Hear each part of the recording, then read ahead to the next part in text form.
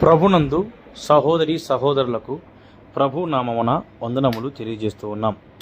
ప్రభునందు ప్రియులారా, ఈ సమయంలో మనమందరము కూడా యేసుక్రీస్తు ప్రభుల వారు శిలువలో పలికినటువంటి రెండు మాటల్లో మనమందరము కూడా నిన్నటి దినాన మొదటి మాటను గురించి మనం విన్నాం. క్షమాపణ అనేటువంటి మాటను గురించి మనం విన్నాము.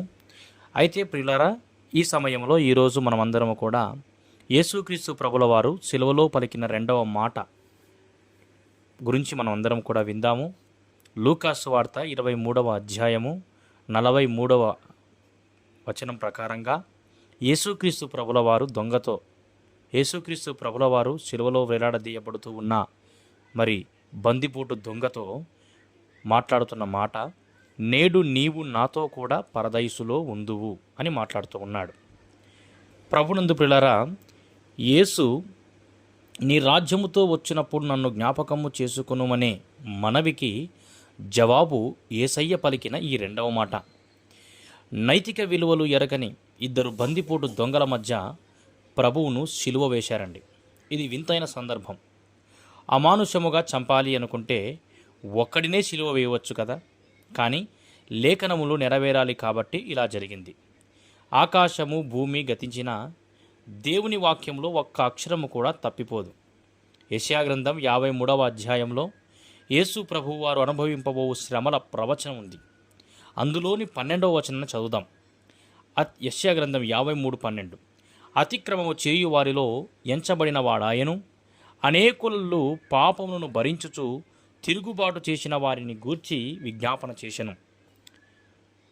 ఏ వ్రేలైతే సినాయి కొండపై 2 రాతి పలకల మీద 10 ఆజ్ఞలు వ్రాసింది, అదే వ్రేలు యేసు ప్రభువు అతిక్రమము చేయు వారిలో ఎంచబడిన వాడాయను అని వ్రాసింది.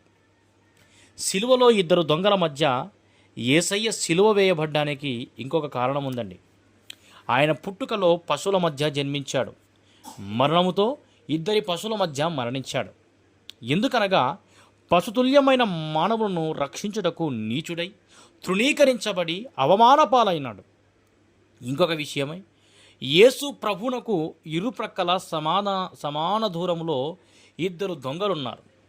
ఇద్దరు యేసయ్య పలికిన మొదటి మాట విన్నారు. ఒకడు స్పందించాడు, ఇంకొకడు తృణీకరించాడు. ఏ పక్షపాతము లేకుండా మానవుడు రక్షణ పొందుటకు దేవుడు సమాన తరుణాలు ఇస్తున్నాడండి. స్వీకరించుట, తృణీకరించుట అనేది నీ మీద ఆధారపడి ఉంది. ఇద్దరు దొంగలు మంచివారు కాదు. అలా ఉంటే ఎవరు మంచివారు కాదు, నీతిమంతుడు లేదు, ఒక్కడునూ లేడు అని రోమపత్రిక 3వ అధ్యాయం 11-12లో చెబుతూ ఉంది. నీతిమంతుడైన యేసయ్య అనీతిమంతులైన మన కొరకు మరణించాడు అని గ్రహించాలండి. 1 తిమోతి 2:3-4 వచనాల ప్రకారంగా మనమందరము రక్షించబడాలి అని ప్రభువు ఆశిస్తున్నాడు. లోక న్యాయాధిపతులు యేసును క్షమించుటకు ఇష్టపడక సిలువకు అప్పగించారు, కానీ పరలోక న్యాయాధిపతి వీరిరువురిని క్షమించుటకు ఇష్టపడ్డాడు. కానీ ఒక దొంగ బాహాటకంగా ప్రభుని తృణీకరించాడు, మరి ఒక దొంగ యేసయ్యను అంగీకరించాడు.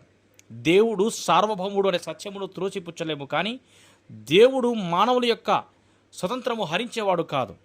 ఈ రక్షించబడిన దొంగ కుడి ప్రక్కన ఉన్న దొంగ అని డాక్టర్ మార్టిన్ లూథర్ మహనీయుడు చెప్పారు. ఒక వ్యక్తి రక్షణ దేవుని కృపపై ఆధారపడి ఉంది, కానీ మానవుని మంచి కార్యాలపై కాదు. కుడి ప్రక్కన దొంగ రక్షణకు ముందు ఏ మంచి కార్యము చేయలేదు, చనిపోయిన తర్వాత ఏ మంచి కార్యం చేయడానికి అవకాశం లేదు. అయినా అతడు ప్రభువుతో పరదైసుకు వెళ్ళాడు.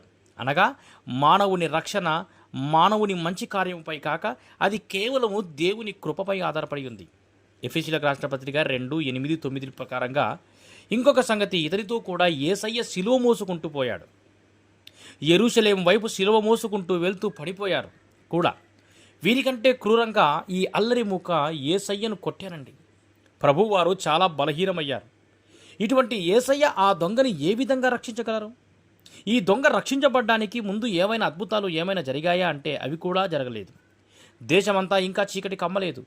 పాత నిబంధన మృతులైన వారు లేచారా అంటే ఇంకా లేవలేదు. ఏ అద్భుతము జరగనప్పుడు ఈ దొంగ యేసయ్యను విశ్వసించాడు, ఆయన సహవాసాన్ని ఆర్జించాడు. ఎంత గొప్ప విషయం ఏదండి! ఈ దినాల్లో మనుషులకు అద్భుతాలు కావాలి, స్వస్థతలు జరగాలి, వారు అనుకున్నవి నెరవేర్చాలి. అప్పుడే దేవుణ్ణి నమ్ముతారు. ఇటువంటి వారు అందరూ కుడివైపు దొంగను చూచి బుద్ధి తెచ్చుకోవాలి. లేకపోతే ఎడమవైపు దొంగను పోలి జీవిస్తున్నారు. నిన్ను నీవు రక్షించుకో, ఆ తర్వాత మమ్మును కూడా రక్షించు అని వెర్రి కూతలు కూస్తున్నాడు. ఈ వాక్యాన్ని చదువుతున్న మీరు ఏ షరతు లేకుండా ప్రభువుని అంగీకరించు. గమనించండి, కుడివైపున ఉన్న దొంగ నాకు అది కావాలి ఇది కావాలని అనలేదండి. నీ రాజ్యంలో వచ్చినప్పుడు నన్ను జ్ఞాపకం చేసుకో అన్నాడు, అంతే. ప్రభు వారు నిత్య జీవముతో కూడిన నిత్య రాజ్యాన్ని ప్రసాదించారు. అతడు ఈ మాటలు యేసయ్య నోట వస్తాయి అని కుడివైపు దొంగ ఊహించలేదు. ప్రియులారా, మనం అడుగు వాటన్నిటికంటే, ఊహించు వాటికంటే అత్యధికముగా దయచేయువాడు మన దేవుడు అని ఇప్పటికైనా గ్రహించు. కుడివైపున ఉన్న దొంగ ప్రభుని ఈ విధంగా అర్జించుటకు కారణం ఏమై ఉంటుంది అని ఆలోచిస్తే 3 కారణాలు చెప్పచ్చు. మొట్టమొదటిగా, తండ్రి వీరేమి చేయుచున్నారో వీరెరగరు కనుక వీరిని క్షమించుము అనే మాట ఈ ఇద్దరు దొంగలు విన్నారు. ఒక ఆయన ఈ మాటకు సరి అయిన విధానంలో స్పందించాడు. రెండవది, ఇతడు యూదుల రాజైన నజరేయుడకు యేసు మాటకు హెబ్రీ, గ్రీకు, రోమా భాషలో రాయబడిన పై విలాసమునకు అనగా ప్రపంచములోని మొదటి సువార్త పత్రికను ఇద్దరు చదివారు. ఒక వ్యక్తి సరైన విధంగా స్పందించాడు. మూడవది, ఆ దొంగలిద్దరూ ఒకరితో ఒకరు మాట్లాడుకున్నారు. వారు ఒకరితో ఒకరు మాట్లాడుకోవాలంటే వారు యేసును చూడకుండా మాట్లాడుకోలేరు. భూదిగంత నివాసులారా, దేవుని వైపు చూచి రక్షణ పొందుడని యెషయా భక్తుడు యెషయా గ్రంథం 45:22లో రాశాడు. దేవుడైన యేసు వైపు ఒక దొంగ సరియైన దృక్పథంతో చూశాడు, మరొక దొంగ విమర్శనాత్మక దృష్టితో చూశాడు. ప్రియమైన సోదరుడా, సోదరి, దేవుని ఉద్దేశమంతా నీవు నేను రక్షించబడి నిత్యము ఆయనతో ఉండాలని. కానీ మానవుడు బుద్ధిపూర్వకంగా దేవుని ఉన్నతమైన కృపను తృణీకరిస్తున్నాడు. దేవుని కృపను తృణీకరించవద్దు. ఇదే అనుకూల సమయం, ఇదే రక్షణ దినం. కుడి ప్రక్కన ఉన్న దొంగ వలె నిత్య రాజ్యంలో ప్రవేశించు. ఇక శిలువలో దొంగ పలికిన 10 మాటలు రాసి ముగిస్తాను. కుడివైపున ఉన్న దొంగ 7 మాటలు పలికాడు. ఎడమ ప్రక్కన ఉన్న దొంగ 3 మాటలు పలికాడండి. కుడివైపున ఉన్న దొంగ పలికిన 7 మాటలు లూకాసు సువార్త 23వ అధ్యాయం 40-42 వచనాల్లో చదివితే మనకు అర్థమవుతుంది. మొదటిది, నీవు అదే శిక్షా విధిలో ఉన్నావు. రెండవది, దేవునికి భయపడవా? ఈ మాటలో 2 సత్యాలు గోచరమవుతున్నాయి. యేసు దేవుడని గ్రహించాడు, దేవునికి భయపడాలని గ్రహించాడు. మూడవది, మనకైతే ఇది న్యాయమే, మనం చేసిన వాటికి తగిన ఫలం పొందుతున్నాం. ఈ మాటల్లో ఆ దేశ చట్టాన్ని ఈ దొంగ గౌరవిస్తున్నాడు. తన అంతర హృదయంలో పరివర్తనకు ఈ మాట నిదర్శనం. నీ తప్పిదాన్ని నువ్వు గ్రహించి ఒప్పుకోగలిగితే దేవుడు తప్పక కాపాడతాడు.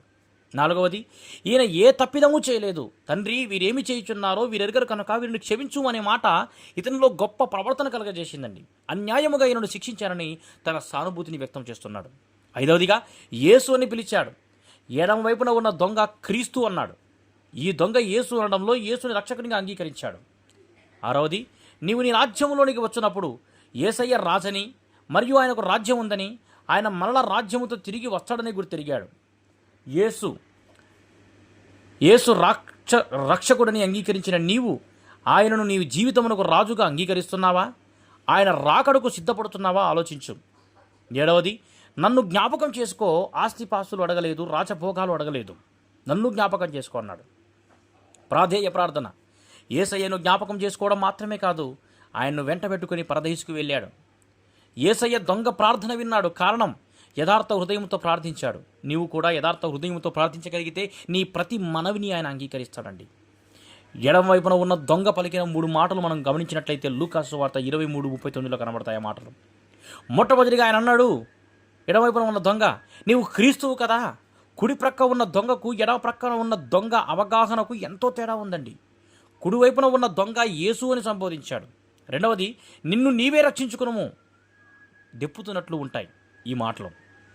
3, మమ్మల్ని కూడా రక్షించు. ఇది నిజమైన ఆశ కాదండి, లాటరీ ప్రార్థన, షరతులతో కూడిన ప్రార్థన. నీవు షరతులతో కూడా ప్రార్థన చేస్తే ఎడమవైపు దొంగవి అని గ్రహించుకో. ఈ మాటలు వినిచిన స్నేహితులారా, నేను మీకు ఒక యేసుక్రీస్తు ప్రభుల వారు పలికినటువంటి ఈ 2వ మాటలు మరి ఈ సమయంలో నీవు విన్నావు. కుడివైపు దొంగ ప్రవర్తన గురించి రాశాను, ఎడమవైపు దొంగ ప్రవర్తన గురించి కూడా చెప్పడం జరిగింది. కుడివైపు దొంగ దొంగే కానీ తన ప్రవర్తనతో యేసు మనసు దొంగతనం చేసి పరదేశుకు యేసుతో వెళ్ళాడు. నీవు ప్రస్తుతం ఎలాంటి స్థితిలో ఉన్నా చివరికి దొంగలా పాపము జీవిస్తూ మంచివారిలో నటిస్తున్నా సరే, పాపములో ఉన్నా శాపములో ఉన్నా నువ్వు ఎలాంటి స్థితిలో ఉన్నా ఒకే ఒక్కసారి యేసు అని పిలువు, నీ మనవి వింటాడు. క్రియలు లేకుండా ఎన్ని శ్రమల దినాలు గడిచినా, ఎన్ని గుడ్ ఫ్రైడ్లు జరిగినా ఫలితం ఉండదండి. కాబట్టి కుడివైపు దొంగలాగా ఒక్కసారి యేసు అని పిలిచి ప్రభు చెంతకు చేరి మీ పాపాలు ఒప్పుకొని సిలువలో నీ కొరకై కార్చిన రక్తముచే నీ పాపాలు కడిగి నూతన పరుచుకొని పరిశుద్ధ జీవితం గడపాలని